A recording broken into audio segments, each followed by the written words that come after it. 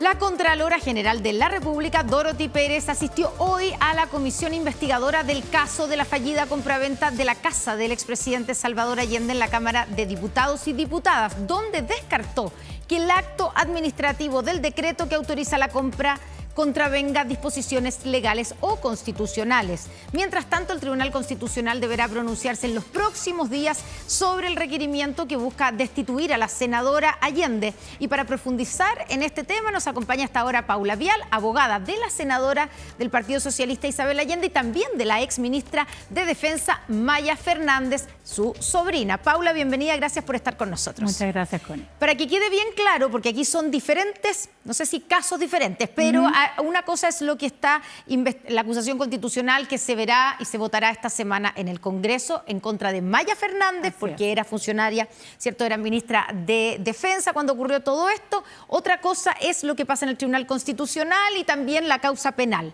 Sí. ¿Cuál es la parte para que nuestros telespectadores puedan entender bien y seguir bien el caso? ¿Cuál es la parte donde tú estás defendiendo a ambas, además, a la senadora y a su sobrina? Sí, yo estoy a cargo de su defensa en la causa penal que se inició a raíz de una querella presentada por una fundación asociada al Partido Republicano y por las imputaciones penales que allí se les hacen a ambas en relación a un supuesto fraude al fisco y tráfico de influencias. Y ahí vamos a esa parte hoy día.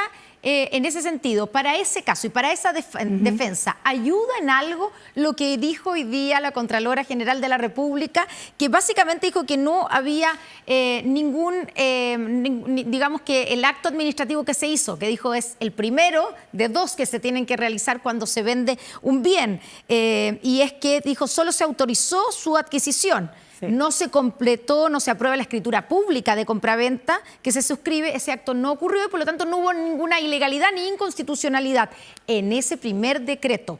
¿Ayuda en algo a la defensa de la senadora y de la exministra? Yo creo que ayuda en todos los ámbitos, porque por un lado lo que la Contralora señaló es lo que además hemos señalado permanentemente en estas distintas instancias donde se las ha intentado acusar, en el sentido de que el contrato nunca se perfeccionó, ¿no es cierto? El acto no llegó a término y es por eso que ni la exministra ni la senadora recibieron ni un peso por esta venta fallida. El contrato no se perfeccionó, ¿no es cierto? Y en consecuencia no hubo ni siquiera traspaso de dineros, ¿no es cierto?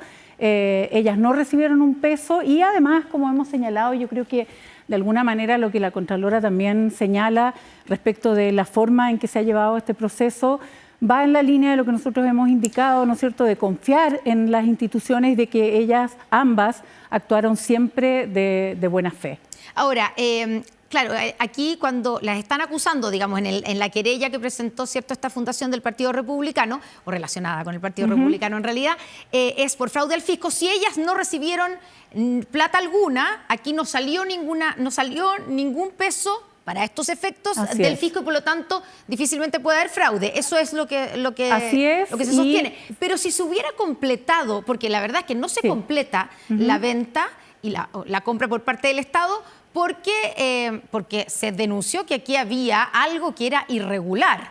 Básicamente que una funcionaria del Estado, una funcionaria pública como una ministra en ese momento y una senadora no pueden celebrar un contrato con el Estado.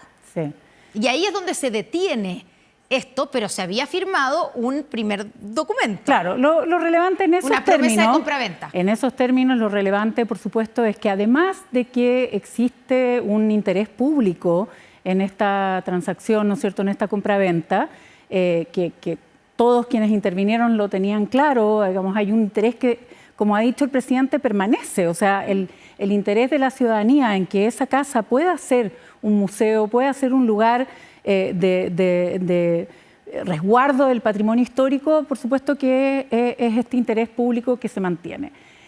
Sin embargo, si el contrato se hubiera perfeccionado, cuestión que no ocurrió, ¿no es cierto?, quizás habría sido necesario una disquisición mayor en términos del Tribunal Constitucional porque allí yo diría en líneas muy simples y no siendo mi área de mayor conocimiento, ¿no es cierto?, pero que estamos trabajando en conjunto, por supuesto, las distintas defensas. Hay dos cuestiones. Uno, este interés público manifiesto, ¿no es cierto?, que hace que la intervención de ambas autoridades sea de alguna manera obligatoria. Y por otro lado, también el hecho de que finalmente el contrato no se haya perfeccionado, ¿no es cierto?, porque, tal como dijo la Contralora, faltaron algunos actos posteriores que podrían haberle dado esta validez. Y con ello, entonces, por cierto, no se infringió la prohibición. ¿Por qué digo que habría que distinguir? Porque aun cuando se hubiera celebrado el contrato, cuestión que no ocurrió, la jurisprudencia más o menos invariable del Tribunal Constitucional distingue tipos de contratos y no todos los contratos quedan incluidos dentro de esta disposición. Ya. Desde el punto de vista penal, ¿sí? Por supuesto que sí tiene también muchísima relevancia lo que tú señalabas, Connie, ¿no es cierto?, en términos de que no habiendo un enriquecimiento, no habiendo una transacción, no habiendo ellas, en definitiva, en términos simples, recibido ni un peso por esta venta, no se puede perfeccionar este delito. Sin perjuicio, perdona que me haya extendido, pero sin perjuicio de que el valor del inmueble, que todavía no está fijado en términos como concretos, ¿no es cierto?, en la investigación penal, sí hay antecedentes que dan cuenta de que en realidad estaba subvalorado en la oferta que estaba haciendo el Estado por su compra. Ya, vamos a ese punto que es otra de los elementos que ha causado polémica. En la causa penal, ¿cierto?, declaró el jefe, entre muchas personas, el jefe de bienes nacionales, y él lo que declaró fue que tras formalizarse la compra del inmueble por 828 millones de pesos, la familia ingresó una carta como de reclamo, porque no estaban de acuerdo con el precio. Esta carta fue el 9 de octubre, y en 14 días el Ejecutivo consideró una nueva tasación y se subió ese precio en 100 millones de pesos, quedó en 922 millones de pesos. ¿No hay algo irregular ahí? ¿No hay, digamos, de nuevo, o tráfico de influencia? ¿O cómo se puede aumentar el precio en 100 millones de pesos en 2 semanas? Lo que pasa, Connie, es que depende, por supuesto, cómo uno cuenta la historia. ¿Sí? La verdad es que el precio que se estaba como la ofertando... relaté yo, ¿no ocurrió así? No ocurrió así en los siguientes términos. Lo que existía en términos de tasación, que pudiera acercarlo a un precio más o menos realista, ¿no es cierto?, del valor del inmueble, se tenía para ello, así lo había hecho Cultura, ¿no es cierto?, se hizo por licitación pública, se solicitaron 3 tasaciones. El promedio de esas tasaciones fue de 1.200 millones de pesos. En consecuencia, esta oferta y finalmente este término de precio en 900 millones significa una merma, una pérdida de más de 300 millones. O sea, lejos de haber aumentado el valor, lo que en realidad ocurrió respecto del valor del inmueble es que se redujo en aproximadamente 300 millones, porque además, insisto, no era uno, sino que eran 3 tasaciones las que 3 tasaciones. ¿Y entregaban este valor. ¿Cuál era el valor de esas 3 tasaciones? Porque si un promedio de 1.200 millones. O sea, hubo una que dijo 1.400, para que haya sido un promedio de 1.200. No me acuerdo los valores exactos, pero 1.290, otra similar, 1.300, ponte tú, y otra que creo que 1.100. En definitiva, en promedio, el valor era de 1.200 millones y en definitiva la familia aceptó, ¿no es cierto?, esta compraventa en este valor de alrededor de 900 millones, 300 más bajo. Pero además, esa reconsideración no fue un reclamo. Lo que se hizo fue una solicitud para conocer los factores y las condiciones en las que se estaba haciendo esa evaluación, ¿no es cierto?, del inmueble, y agregar otros factores técnicos a partir de los cuales se estimaba, ¿no es cierto?, que debía ser otro el valor. Eso es lo que Bienes Nacionales corrigió técnicamente hablando. Y por lo tanto, descartas cualquier irregularidad en ese cambio del precio. Cualquiera. Ahora, Paula, el hecho de que la familia haya mandado esta carta con ese objetivo, como si tomamos lo que tú dices, que era para hacer las preguntas de cómo se llegó técnicamente a este precio. La carta existe, es un documento escrito y por lo tanto es muy fácil de comprobar, está en el proceso penal y en consecuencia no va a haber probablemente ninguna discusión respecto de que efectivamente se trataba de criterios técnicos y que finalmente igual se fijó en un precio bastante menor del promedio. Perfecto, pero eso de alguna manera no contradice, cuando es la familia la que envía la carta, la tesis que había sido planteada en un minuto y que en alguna entrevista inicial, yo te la leí a ti también, en que aquí tanto Maya Fernández como la senadora Isabel Allende habían sido completamente pasivas en esta negociación y en este vínculo que delegaron todo y que ellas no tuvieron nada que ver. Sí. Bueno, esta carta no demuestra precisamente que no fueron tan pasivas, sino que fueron activas y ellas, la misma familia, de alguna manera renegoció el precio. No, de hecho, y así en esos términos yo lo había señalado, lo que ellas hicieron para mantenerse distantes del proceso, asegurar cierta ecuanimidad, en fin, y porque estaban conscientes, ¿no es cierto?, de tener un cargo de autoridad, es delegar toda la negociación y todas las gestiones en un mandatario común, ¿no es cierto?, que además era de enorme confianza porque era de la familia. El abogado Felipe Billo. Así es, y para que las representara en todo el proceso, es él quien participa en las distintas reuniones, el que entrega los documentos y él hace esa presentación. No, por supuesto que él le pregunta a la familia, les plantea esta situación y realiza la presentación y es la que en definitiva Bienes Nacionales acoge coincidiendo con esos criterios técnicos. Es decir, cuando referimos, ¿no es cierto?, que su conducta o su actitud es pasiva, es en términos de permitir que el proceso fluya adecuadamente y nombrar un mandatario, un representante que sea quien pueda tener esa conversación y ese contacto más fluido, ¿no es cierto?, con quienes desde la administración estaban interviniendo en el contrato. Paula, tú dices que ellas tratan de mantenerse, digamos, distantes porque estaban conscientes de los cargos que tienen. Sí.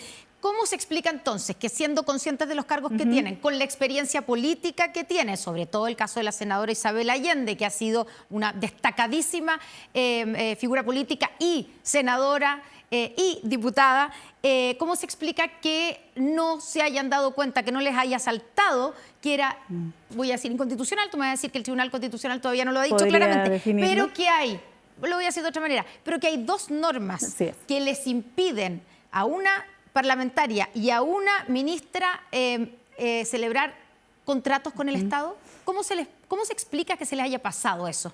Podría ser abogada con esa precisión, porque está muy bien esa disquisición, ¿no es cierto? No es una norma que prohíba en términos estrictos, sí, ¿no es cierto? Pero efectivamente en la interpretación y en la aplicación permite esta distinción. Ahora, puntualmente respecto de aquellas, ¿no es cierto?, tanto de la senadora como de la exministra, bueno, ninguna de ellas es abogada, nunca habían celebrado ningún contrato con el Estado, ni en general no se dedican, ¿no es cierto?, habitualmente a realizar transacciones ni nada similar.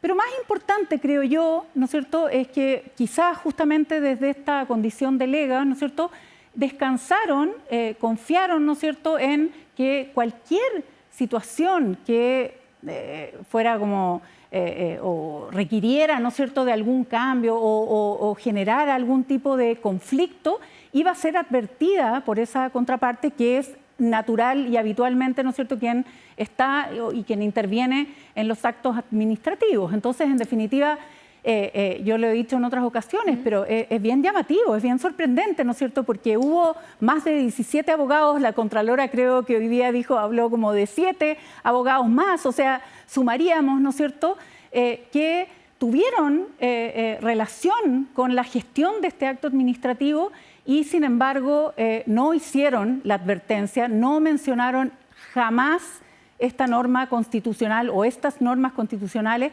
que, por supuesto, habría cambiado la historia de esta gestión, porque si ellas hubieran tenido sobre la mesa, ¿no es cierto?, esta prohibición, no es que hubieran ido a este segundo paso que tú dices, ¿no es cierto?, de interpretar qué tipo de contrato, sino que inmediatamente hubieran suspendido cualquier negociación a la espera de decidir si es que era posible o no. Ya, y no hubo ninguna advertencia porque ha salido, por ejemplo, que hay funcionarios. De nuevo, esto siempre es con fuente, en el expediente aparecen en algunos interrogatorios voces diciendo que hubo funcionarios que levantaron algunas alertas, por ejemplo, en el Ministerio de Bienes Nacionales, y que al parecer no fueron tomadas en cuenta, pero hubo algunos funcionarios que dijeron aquí puede haber un problema. Hubo un diputado socialista del Partido Socialista que dijo vamos a tener aquí un problema o puede haber un problema, que tampoco se le habría tomado en cuenta. Entonces, no es que no hubo ninguna advertencia. Formalmente no hubo ninguna advertencia porque de la norma constitucional. Es que es muy relevante, Connie, porque estamos hablando de una gestión y de un mundo en el que intervienen abogados, ¿ya?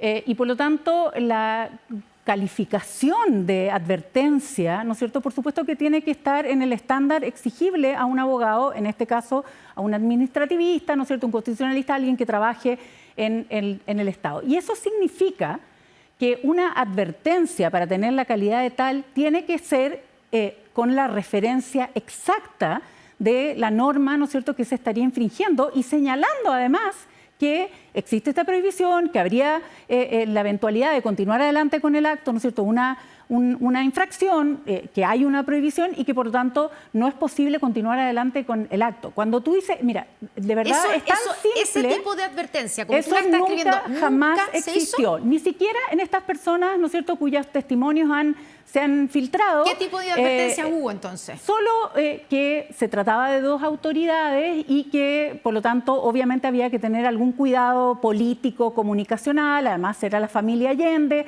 eso se sabe, ¿no es cierto?, que puede generar, porque si te fijas también estaba la familia Elwin y sin embargo no ocurrió esto, que podía haber o que era necesario tener algunos cuidados de los que se iba a hacer cargo, por lo demás, la SECOM, ¿no es cierto?, la Secretaría de Comunicaciones, en términos de dar a conocer la realización de este contrato, la celebración de este contrato y la muy buena noticia de que el Estado iba a adquirir esta casa para transformarla en un museo. Entonces, pero igual es importante, porque como ha circulado la idea de que hubo alertas, de que hubo advertencias, uno tiene que también ser riguroso en ese sentido. Por eso te pregunto, ¿qué tipo de advertencias sí hubo? Tú dices que no hubo ninguna advertencia que fuera expresa, nunca, citando jamás las normas constitucionales donde podría haber una prohibición. No hubo nadie de estos 17 o más abogados y quienes hayan intervenido, ¿no es cierto?, que hayan señalado este contrato no se puede celebrar porque existe esta prohibición constitucional. Es tan simple hacerlo de este modo genérico, ¿no es cierto? Ojo con aquello, como si yo desde lo penalista dijera, tú me preguntas si hay algún riesgo penal y yo te dijera, sí, ojo con cometer delitos. Obviamente eso no es una advertencia, o sea, yo tengo que ser específica en señalar cuál es ese problema o ese conflicto que se podría generar. Y acá eso no ocurrió jamás. Ahora, ¿eso no habla pésimo de toda esa cantidad de abogados que vieron este caso? Bueno, al menos a todos se les pasó. ¿Pero cómo se explica eso, Paula? Tú eres abogada. No lo sé, realmente. Porque no estamos hablando de normas que estén escondidas por ahí, que haya que ir a buscarlas. Estoy de acuerdo. O sea, solo para decir, hay dos normas, ¿cierto? Para que tengamos bien claro. Uno es el artículo 37 bis de la Constitución, que dice, durante el ejercicio de su cargo, los ministros estarán sujetos a la prohibición de celebrar o caucionar contratos con el Estado. Súper claro, la ministra Maya Fernández era ministra de Estado, era funcionaria de Estado, no podía hacer un contrato con el Estado. Después viene el artículo 60 que establece, entre comillas, cesará en el cargo el parlamentario, el diputado o senador que durante su ejercicio celebre o caucionare contratos con el Estado. Cierre comillas, clarísimo. La senadora, no es que no puede hacerlo, es que cesará en el cargo. O sea, lo que la senadora Isabel Allende arriesga es que ser destituida de su cargo de senadora. Estamos Entonces, plenamente conscientes. ¿cómo es posible que nadie haya visto esto? Ahora, no lo sé, no tengo respuesta porque me sorprende tanto como a ti, para ser muy honesta. Ahora, por supuesto que todos somos capitanes después de la batalla, ¿no es cierto? Y ahora a todos nos parece obvio haber visto esa norma. Probablemente no lo hubiera, yo personalmente no lo hubiera recordado, seguramente no está en mi ámbito de... Si a ti te hubieran preguntado, más allá que tú no eres constitucionalista, sí, ¿cierto? ¿Te habría saltado? No lo sé. ¿Tú sabías no que lo existían sé. estas normas? Ahora todos la tenemos muy presentes, ¿Pero tú ¿no es sabías cierto? que existían estas normas? Sí, todos conocemos la Constitución. Todos los abogados hemos tenido que estudiar la Constitución y conocemos sus disposiciones. Lo que no quiere decir que si tú no estás familiarizado con esa rama, no las vayas a tener presentes. O sea, sí podría habérsele pasado a muchos abogados. Es más extraño en abogados del Estado, pero... la verdad es que eso fue lo que ocurrió y en términos prácticos, de alguna manera tú lo señalaste, o por lo menos yo puedo colgarme de ello para decir que efectivamente era o podría haber sido tan obvio, tan evidente, ¿no es cierto?, que si alguien a la senadora o a la exministra, ¿no es cierto?, les hubiera dicho, oye, esta norma, esta prohibición, pero de ninguna manera, tajantemente, jamás hubieran perseverado en este contrato, ¿no es cierto? Y desde luego, hoy mirado hacia atrás, ojalá aquella advertencia hubiera existido, pero dado que no ocurrió, ¿no es cierto?, no hubo una situación en que se les advirtiera y dijeran, la vamos a dejar pasar ni en un lado ni en el otro, ni por parte de mis representadas, ni por supuesto por parte de las instituciones, que, como digo, no hicieron ver esta prohibición y continuaron adelante. Ya, Paula, en ese sentido, yo entiendo que ni la senadora ni la exministra son abogadas, sí. pero, primero, las dos han sido parlamentarias. Sí. Una ha sido ministra, digamos, de Defensa y la otra, además, senadora con muy larga trayectoria. ¿No debieran haber conocido estas normas? Probablemente, pero como todos los ciudadanos. De hecho, hay una presunción... No como todos los ciudadanos, por eso sí, te lo como pregunto. todos, porque para hacer esta afirmación me baso en lo que la ley se presume conocida por todos, ¿no es cierto? Pero sobre todo con alguien que es una senadora de la República, no sobre todo. Si son las que aplican las leyes y aplican también la Constitución. Si es una norma que tú no aplicas nunca, ¿no es cierto? Porque ellas nunca celebraron un contrato, desde luego es una disposición que es razonable no tenerla presente. Lo que además se refuerza con esta idea, como te digo, de la confianza en que cualquier situación como esta iba a aparecer. Es decir, no hubo ni siquiera una desidia en términos de decir, ay, ni siquiera se preocuparon de ver si se podía o no se podía, sino que desde esta lógica de estar gestionando un contrato que era relevante, que además tenía todo este interés público. O sea, imagínate lo lamentable que es. Ojalá, como dice el presidente, en algún minuto se pueda perseverar en ello, porque es de enorme interés público, ¿no es cierto?, que ello ocurra, pero significa esta gran pérdida, ¿no es cierto?, en términos del contrato frustrado. Ahora, yo entiendo lo que tú me decías, solo para... voy a parecer majadera, pero ¿ya? Para que quede bien claro, porque, claro, si es una norma que ellas nunca usaban, porque no han tenido nunca un contrato con el Estado, pero también, así como se presume conocida la ley por todos, para quienes son funcionarios públicos, tienen una autoridad, por ejemplo, son parlamentarios o alguien que es ministra, no debiera estar al tanto y saber casi de memoria las cosas que no puede hacer considerando el cargo que tiene. Me refiero a cosas básicas que lo hemos visto. No tengo idea. Un ministro sabe hoy día que no puede usar el auto fiscal para ir de vacaciones con sus hijos o ir a dejar a los hijos al colegio. A alguien le puede parecer mal o bien, pero esa es la regla, ¿cierto? No debiera en este caso también... ¿Cómo llegamos a esa situación? Y quizás un buen ejemplo, ¿no? Sabemos que eso es así porque hubo una señora que vendía fresas o frambuesas, ¿no es cierto?, en su auto, y eso tuvo consecuencias.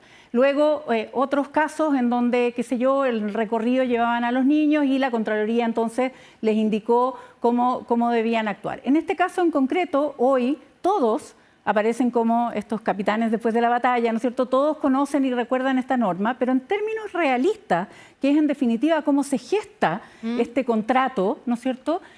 Lo que en la práctica ocurrió es que esta norma, que quizás era obvia y que no lo fue para esa enorme cantidad de abogados tampoco lo fue para ellas. No la tuvieron sobre la mesa, no la tuvieron presente, ¿no es cierto? Y en consecuencia no advirtieron, desafortunadamente, ¿no es cierto?, que no era posible, o al menos no era recomendable continuar, porque íbamos a estar en este escenario en donde el Tribunal Constitucional tiene que decidir si efectivamente nosotros creemos que, por las razones que di inicialmente en la entrevista, ¿no es cierto?, de que debiera tener un resultado positivo. Lo mismo la acusación constitucional, que además, ¿no es cierto?, tiene un sentido político que hoy, por supuesto, ha perdido toda vigencia, toda oportunidad. Incluso te diría que es bastante lamentable que se dispersen recursos en acusaciones que no tienen ningún sentido. El costo político, la exministra ya lo pagó, ¿no es cierto? Y por lo tanto, y además en una presentación que es básicamente un copy-paste de lo del Tribunal Constitucional. Entonces, en definitiva, lo que hay es una disposición que no se tuvo a la vista por nadie, por ninguno, ¿no es cierto? Y que conspiró, ¿no es cierto?, con el resguardo, la posibilidad de que el contrato no prosperara. Me quedan dos cosas, pero solo quiero recordar cuando el presidente le toma juramento o promesa a sus ministros y ministras, como según el artículo 10 de la ley 17.997, dice lo siguiente, le pregunta, ¿juráis o prometéis guardar la Constitución y las leyes de la República en el ejercicio de vuestro ministerio? Y el interrogado responde, sí juro o sí prometo. Ahí es donde uno se pregunta, eso, cuando prometen eso, cuando la ex ministra de Defensa prometió eso, está diciendo que guarda la Constitución. Por supuesto, y lo mismo vale, no cumplió con eso. Lo mismo vale para todos los funcionarios públicos que tienen que resguardar y cuidar el cumplimiento de esas normas. En este caso, errores que ocurren en el ejercicio profesional, en el desempeño de las funciones, ¿no es cierto?, no se tuvo a la vista esta norma, no se tuvo presente y se llegó a este estado en el que el contrato no prosperó, pero se llegó casi a término, ¿no es cierto? Y desde luego el respeto y el cuidado de la Constitución es uno que ni la senadora ni la exministra han tenido jamás fuera de su órbita. O sea, en todas sus actuaciones, por eso yo también resaltaba la buena fe con que se ha actuado, en todas sus actuaciones, lo que ambas siempre han intentado en relación a este contrato y en general en su función pública es adecuarse a la Constitución, respetarla a toda regla, ¿no es cierto?, en todos los casos, y esta no es la excepción, porque si se hubiera tenido a la vista esta norma, se hubiera actuado en consecuencia. No hay un interés en ir más allá de la Constitución, en pasar a llevarla, en desobedecerla en absoluto. Lo reconocen como un error, al menos. O sea, desde luego que es la forma en que se llevó el contrato, ¿no es cierto? Y el hecho de que no se haya tenido a la vista es, por supuesto, una falla que llevó a que el contrato no prosperara, de hecho. Y finalmente, ¿qué responsabilidad le asignas al Estado, al ministerio que estuvo a cargo de esto, a los asesores por los que pasó este contrato y Bueno, desde el punto de vista administrativo, para efectos de estas otras responsabilidades, una alta responsabilidad, ¿no es cierto?, porque los custodios eran en quienes se confiaba, ¿no es cierto?, para ese cuidado, sin perjuicio de que entiendo que hay siempre buena fe también, pero se pasó por alto esta disposición con las consecuencias que ha tenido. Y insisto, como punto de cierre, quizás lo lamentable que es que se haya producido esta situación, que ojalá sea reparable en todos los ámbitos, no solo por el buen nombre de la familia, que ha sido bastante, ¿no es cierto?, afectado, muy afectado con esta situación, donde ellas siempre han actuado de buena fe, sino también en aras al interés público, a lo positivo desde ese interés público que sería, ¿no es cierto?, para el país poder contar con este espacio histórico que siempre ha sido muy apreciado a autoridades externas. Mucha gente va a visitar esa casa y la disfruta y tiene contacto con esa historia, que además, porque se mantiene en muy buen estado con los muebles que estaban en la época, y por lo tanto la verdad es que es una pérdida, una lástima. Ojalá que se pueda reparar a futuro. Paula Vial, voy a aprovecharme que estás aquí y que tienes otro caso, Ya. muchos, digamos, pero quiero solo saber sobre Jorge Valdivia. El caso de Jorge Valdivia sigue y seguirá con medida cautelar, está con arresto domiciliario nocturno, ¿cierto? ¿Va a seguir Sí. con esa medida y si va a cambiar el domicilio para cumplir esa medida o no? Te vas a poner farandulera como el Ministerio Público. ¿Acusando de farandulizar al Ministerio Público? Es de interés público. Podemos discutir qué cosas son de interés público, pero... Él tiene esta cautelar efectivamente y estamos estudiando ya, la verdad es que desde hace un tiempo tenemos más o menos planificado solicitar una revisión. Estamos preparando ese asunto porque además creemos que hay antecedentes y que corresponde por una cuestión de tiempo, así que veremos el momento más adecuado. ¿Cambiar pero la medida estamos en cautelar ello. o pedir un cambio de domicilio donde cumplir con la Ambas medida? que no son incompatibles. O sea, la idea es que pueda, digamos, pueda revisarse su situación y si es que el tribunal lo considera adecuado, ¿no es cierto?, efectivamente rebajar las cautelares que él tiene en este momento. Paula Vial, muchas gracias, por Gracias estar a con ustedes. nosotros aquí en Noticias 24. Le sacamos el jugo. Muchas gracias. Buenas tardes.